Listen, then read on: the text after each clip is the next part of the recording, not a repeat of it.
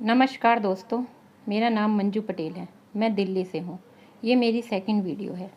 मैंने विनो कंपनी के पार्टिकल्स क्यों ख़रीदे ये बताने के लिए आपको ये वीडियो बनाया है। पहले ये देखिए। और आने वाले समय में हमारी हिस्ट्री भी डेटा के जरिए देखी और समझी जाएगी। In future data will be dictating the history. और बात जब डेटा और उसके असेसमेंट की होती है तो मैं समझता हूं आपसे बढ़कर के कोई मास्टर नहीं है इसका।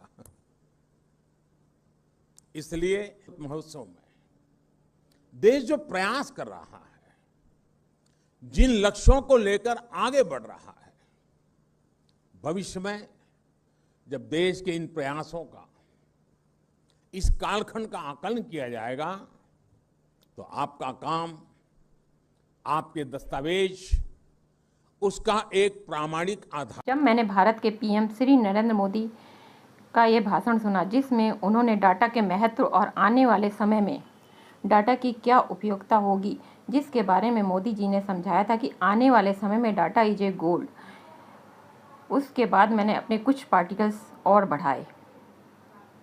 The next topic is I'd like to invite Mr. Sukhwinder Singh, who is the Chief Executive Officer View Now.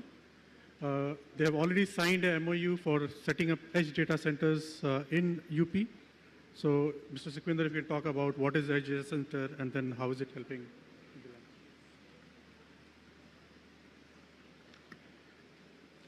नमस्ते। जब मैंने ये देखा कि यूपी गवर्नमेंट द्वारा 13,500 करोड़ का एक MOU साइन हुआ है जिसमें 75 जिलों में 750 एच डाटा सेंटर पूरे उत्तर प्रदेश में लगाए जाने थे। इस समझौते पर साइन श्री अरविंद कुमार और विनो कंपनी के CEO श्री सुखविंदर जी द्वारा किया गया, जिसमें मुख्य सचिव श्री दुर्गा शंकर मिश्रा जी भी उपस्थित थे। ये खबरें मीडिया में चलाई गईं, जिसके बाद मेरा विश्वास और भी कंपनी के प्रति बढ़ गया। मैंने कुछ बैंक से लोन लेकर और अपना गोल्ड गिरवी रखकर और जो मेरे पास पैसा कुछ था वो सब मिलाकर मैंने विनो कंपनी के पार्टिकल्स खरीद लिए, जिसके बाद मुझे उसका रेंट रेगुलरली हर फर्स्ट को आ जाया करता था, जिसने मेरे किचन का खर्चा, बच्चों की फीस, बैंक की EMI सब कुछ सुचारू रूप से चल रहा था। मुझे कोई परेशानी नहीं थी।